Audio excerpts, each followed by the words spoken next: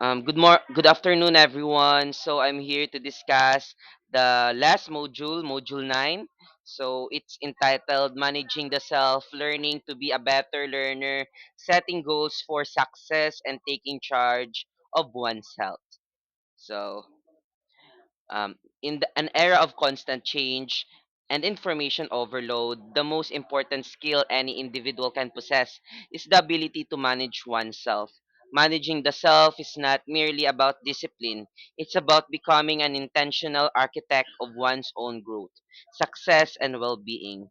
This integrates three essential life domains: becoming a more effective and independent learner, setting and achieving meaningful goals, and taking deliberate responsibility for physical, mental, and reproductive health, drawing from foundational texts. Yeah. This journey to the development of self regulated learning strategies, self regulated learners actively direct their own cognitive processes through metacognition, thinking about their thinking by regularly monitoring comprehension, evaluating study methods, and adjusting approaches. Students transform from passive recipients of information into active master of knowledge, as emphasized in the CHED teaching guide for understanding the self.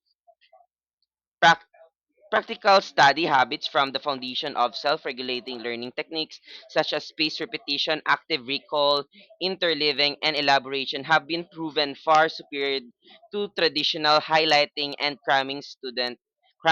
Students who adopt this evidence-based method significantly improve long-term retention and the ability to apply knowledge in new contexts supported by psychological insights.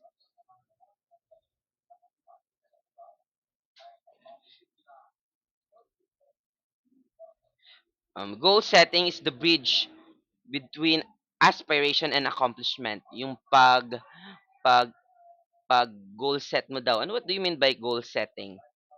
Goal setting, no? Um I think goal setting means pag pag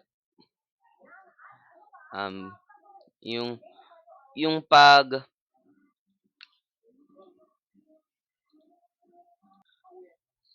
um goal setting means pagtatakda ng layunin. Yan, goal setting.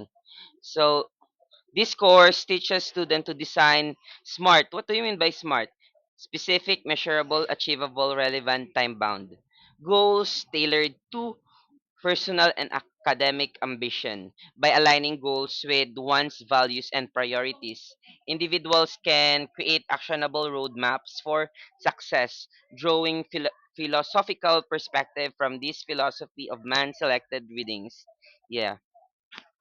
So I will be discussing this later on, the different learning styles, and I know that I've discussed already this this learning style during our first meeting and last meeting last week. I've already discussed this because I know you can use it sa other subjects, no? Even in my subject, because you're going to take an exam, you can use you can use the that knowledge to gain advantage in taking your test. Okay, so we have active recall. This is a type of learning strategy. So active recall is a study habit where learners actively retrieve information from memory rather than passively reviewing notes, proven to strengthen neural pathways. As yeah, it's implementing active recall involves techniques like flashcard or self-quizzing without looking at answers. It's active recall. Anthropological views in Kotak's words suggest that active recall mirrors adaptive human behaviors in diverse cultures where trial and error learning builds expertise. Student can apply this by closing books and writing down key concepts from memory, fostering independence as per these philosophical readings on human potential. In sociological contexts, uh, Active recall helps overcome environmental barriers through education by empowering individual agency combined with emotional intelligence. It reduces anxiety during retrieval. Yeah. Overall, active recall as synthesized um, turns study time into more productive. Uh, it advocates for self improvement by making learning an active, engaging pursuit rather than passive one. So you just have to remember active recalls strengthen memory through retrieval practice. Yeah, that's active recall. So the second learning style is spaced repetition. Involves reviewing material at increasing intervals to combat forgetting based on the spacing effect in cognitive psychology. Tools like apps automate spaced repetition as recommended, allowing learners to focus on weak areas. This habit aligns with motivation theories in Herlock's personality development, where consistent review builds confidence over time. Philosophically, spaced repetition reflects wisdom in timing and reflection from social archetypes of wisdom, while these readings emphasize its role in human intellectual growth. It prevents cramming by distributing study sessions effectively. From an anthropological lens, in Kotak space repetition mimics cultural knowledge transmission across generation, ensuring retention. Sociological insights from highlight its value in equitable education access by maximizing efficiency. It synthesizes with metacognition for personalized learning paths. It advocates for sustainable habits that support long term academic and personal success. Yeah. So the next is self-explanation and elaboration. It articulates concept in own words for deeper comprehension, connects into few existing knowledge via teaching simulations, draw from internal reflective dialogue, mirrors cultural storytelling for association, bridge personal and social knowledge gaps. So self-explanation and involves articulating concepts in one own words, while elaboration connects new information to existing knowledge. The CHED teaching guide stresses this for deeper comprehension, trying into self regulated strategies. Learners can practice by explaining topics as if teaching others, enhancing understanding as per Khan Academy self concept modules. It's not modules, it's modules. No? This fosters emotional intelligence in learning resonant with Herlock's personality development framework. Philosophically, self-explanation draws from social archetypes where wisdom come from internal dialogue and these readings on man's reflective nature. It transforms abstract ideas into personal insights. Anthropologically, elaboration mirrors storytelling in culture from Kotak anthropology, aiding memory through association. Sociologically, notes it helps bridge individual and group knowledge gaps. Yeah. Growth mindset versus fixed mindset. A growth mindset views abilities as developable through effort, contrasting a fixed mindset that sees them as innate, explores this in self-regulation supported by Alata, emphasis on self-improvement. Cultivating a growth mindset involves embracing challenges as detailed content leading to better study habits. The CHED teaching guide links it to metacognitive strategy for persistent learning. Philosophically, it aligns with this reading on human potential and social wisdom archetypes, where effort shapes destiny. This mindset shift focus from talent to process. Anthropologically, Kotak shows growth mindset in adaptive societies. Sociology examine how social structures influence mindset formation. It empowers marginalized learners.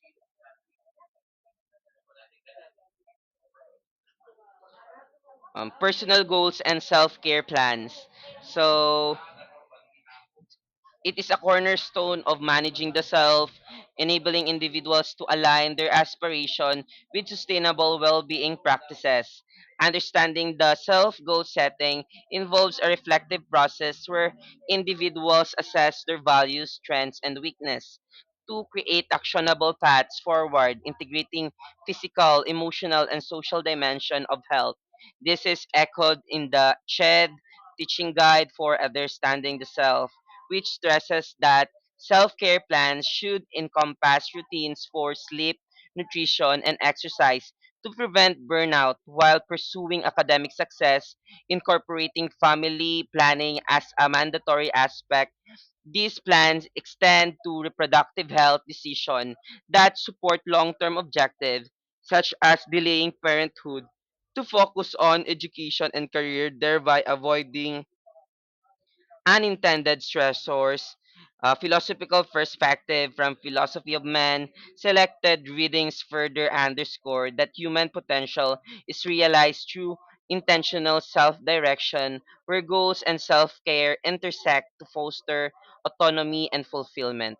Effective design of personal goals often relies on framework like SMART, yeah, which transform vague ambitions into concrete milestone as supported by psychological insight, personality development emphasizing the role of motivation and resilience in habits formation. Self-care plans complement this by addressing holistic health, including emotional intelligence to manage relationship and stress, drawing from Khan Academy resource on psychology and self-concept academy. It highlights self awareness, enhances goal adherence. Anthropology adds a cultural layer with exploration of human diversity, noting that self care practices vary across societies but universally contribute to adaptive success, such as incorporating population education to understand resource implication of family size. In Archetypes of Wisdom, an introduction to philosophy advocates for wisdom in balancing immediate self care with future oriented goals, ensuring that plans promote ethical and sustainable living. Synthesizing this element advocates for continuous self-improvement where personal and goals and self-care plans evolve through reflection and adaptation. Yeah, I hope it is clear. So these are the key concept, the summarized form. So you have to remember that personal goals should be reflective and value aligned to promote self-understanding. Self-care plans must include routines for physical health like sleep and nutrition to sustain energy. You have to sleep, no, 8 hours. It should be exactly 8 hours for your body to rest. No, makapahinga lang ang hawak mo. No, magturog 8 hours. Nutrition to sustain energy. Eat healthy food such as Go Grow Glow, but um try leafy vegetables like kangkong, petchay yan. Lettuce, yeah. Especially in snacks, try to eat lettuce. It's actually satisfying, no? Don't add mayonnaise because it adds flavor, but it's calorie dense, no? Just add salt and it's okay na. And you can try to add apple cider, but I think it's not that tasty anymore if you add apple cider in a lettuce. Then yeah, I think it's kind of na. So, family planning integrates into goals by supporting time parenthood for educational focus. Yeah. So, smart framework ensures goals are actionable and measurable for better outcomes. Emotional intelligence is in self-care, enhance relationship management and stress resilience. Cultural variation in self-care practices highlight adaptability in goal setting.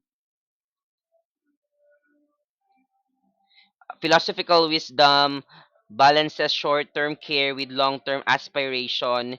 Reflective journal Reflective journal aid in synthesizing goals and self-care for ongoing improvement.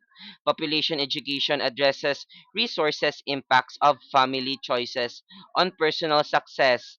Narrative identity construction ties goals to self-improvement advocacy. So this part is about stress effects and emotional intelligence. Chronic stress manifests through a cascade of psychological effects, physiological and psychological effects that can profoundly disrupt daily functioning and long-term well-being. Physiologically, it elevates cortisol levels, leading to impaired memory, weakened immune response, and increased risk of conditions like hypertension and insomnia, or explored in psychological resources detailing stress impacts on cognitive processes. Psychologically, prolonged stress foster emotional instability, anxiety, and reduced motivation, often resulting in learned helplessness, or maladaptive personality traits during key developmental stages such as adolescence. Yeah. In the context of young adults, stressors like unplanned pregnancy stemming from inadequate family planning exacerbate these effects by introducing financial strain, relational conflicts, and interrupted education, highlighting the need for population education to promote informed reproductive choices and resource sustainability. Anthropological perspective further illustrate how cultural diversity influences stress responses with societal norms around family size and rules amplifying or mitigating individual burdens. Emotional intelligence emerges as a vital tool for countering stress effects, encompassing self-awareness, self-regulation, motivation, empathy, and social skills to foster resilience and adaptive coping, defined philosophically as pathways to authentic human existence, enables individuals to recognize emotional triggers and reframe stressors, thereby maintaining intrinsic motivation amid challenges. Yeah, I hope it is clear. So we have here the key concept. You just have to read this. Okay, this one. Um, Thank you guys for listening and have a nice day. And please review for the finals. It's module 4 to 9.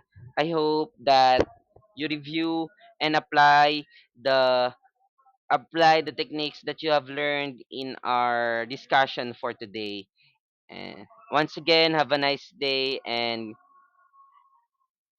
and I hope that you're doing well. Okay? Bye.